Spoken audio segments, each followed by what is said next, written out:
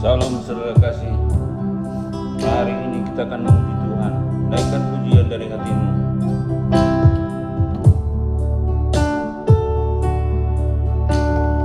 Kasih yang terindah, hati yang mulia,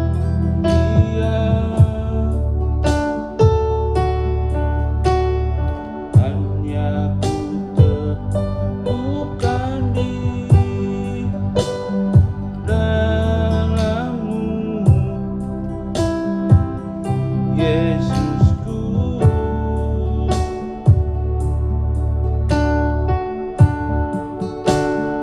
Pujian dari hatiku selalu di setiap waktuku,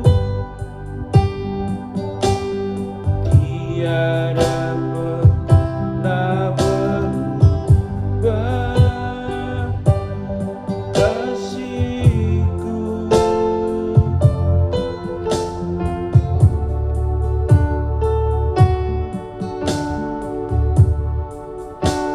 Karya terbesar dalam hidupku, pengorbananmu yang selamatkanku. Engkaulah harta yang tak ternilai yang ku miliki dan ku hargai. Yesus, Engkau bukan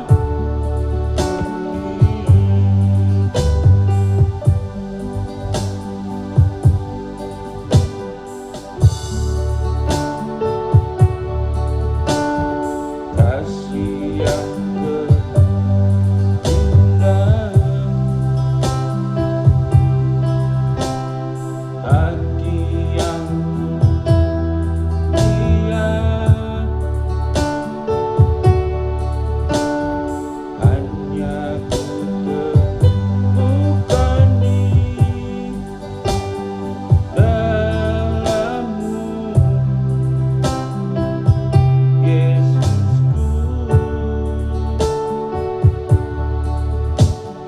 Pujian dari hatiku selalu di setiap waktuku, tiada pernah berubah kasih-Ku.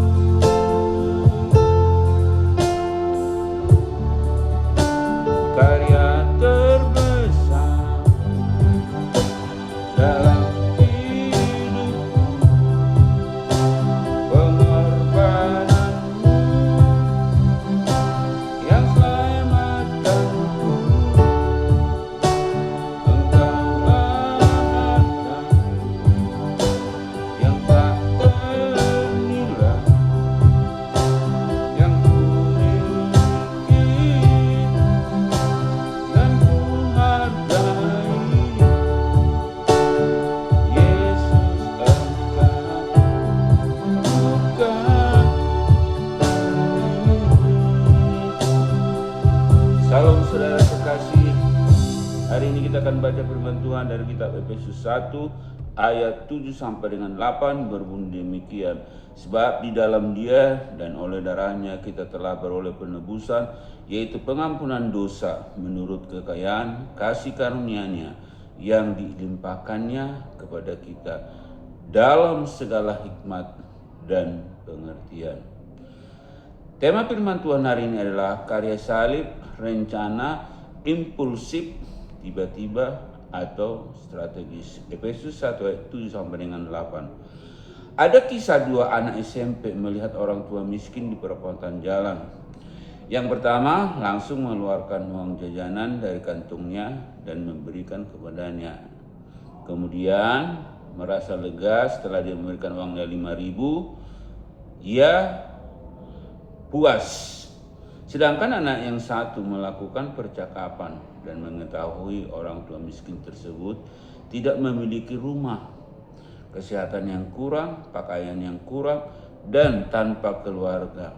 Akhirnya juga dia memberikan uang jajannya 5.000 dan menghubungi dinas sosial untuk menampungnya. Akhirnya orang tua tersebut beroleh tempat tinggal dan makanan yang secukupnya. Dari ilustrasi tadi kita bisa ambil 3 poin tentang, yaitu bahwa karya salib yang dilakukan oleh Kristus bukan impulsif atau tiba-tiba. Saudara kasih, yang pertama, pengorbanan Kristus Yesus bukan sekedar proyek kasih impulsif atau tiba-tiba atau dorongan emosional sesaat, tetapi memiliki hikmat dan pengertian yang mendalam. Saudara kekasih, Yesus mati di salib. Dia telah datang dari surga adalah bukan sekedar hanya seperti anak yang pertama tadi memberikan, yaitu kepada kita tentang penebusan, tetapi poin-poin yang dilakukan, dia melakukan semuanya dengan hikmat dan pengertian yang mendalam. Oleh sebab itu, poin yang kedua, misi karya salib yang dilakukan oleh Yesus adalah bagaimana mengalahkan penguasa kerajaan dunia, yaitu iblis, dan merebut kita dari perbudakan dosa.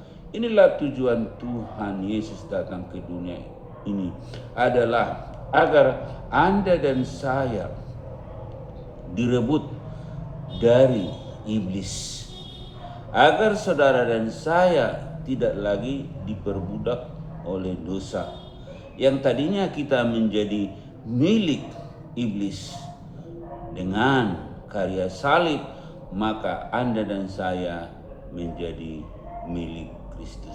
Oleh sebab itu, 3, menuntut pertobatan dan penyerahan diri sepenuhnya pada Sang Raja. Ketika Anda dan saya sudah direbut oleh Yesus dengan kematiannya di kayu salib, Anda mengaku Yesus sebagai Tuhan dan Juru Selamat, Roma 10 ayat 9, maka Anda dan saya harus bertobat sungguh-sungguh dan menyerahkan diri sepenuhnya kepada Sang Raja tersebut agar kita menjadi miliknya. Kalau kita tidak melakukan pertobatan dan penyerahan diri sepenuhnya kepada Sang Raja, yaitu Yesus Kristus, sia-sialah pengorbanan Yesus di kayu salib. Oleh sebab itu, mari kita sudah ditebus oleh Yesus. Mari kita menyerahkan diri dan bertobat sungguh-sungguh pada Tuhan dan Sang Raja kita, karena kita sudah berpindah dari budak menjadi anak-anak Raja. Mari kita berdoa. Terima kasih Tuhan, hari ini kami percaya bahwa karya salib bukan rencana impulsif, tapi adalah rencana strategis yang telah Tuhan buat ketika Tuhan di sorga. Kau datang dari sorga untuk menebus kami. Kau datang dari sorga untuk merebut kami dari penguasa dunia, yaitu setan, sehingga kami beralih dari yaitu hamba dosa menjadi hamba Tuhan. Dan kami percaya hari ini karya yang telah Engkau lakukan adalah karya yang sangat luar biasa. Engkau telah berkorban untuk selamatkan setiap orang-orang yang mengaku Yesus Tuhan dan Juru Selamat. Oleh sebab itu hari ini kami percaya Tuhan, kiranya setiap orang yang sudah menerima Engkau Tuhan dan Juru Selamat, mari bertobat dan menyerahkan diri sepenuhnya kepada Engkau, yaitu Sang Raja yang telah mati di kayu salib berkorban untuk kami. Siapapun engkau mendengarkan kebenaran firman Tuhan ini, dikuatkan, diteguhkan, beroleh kemenangan. Dalam nama Yesus kami bersyukur. Amin.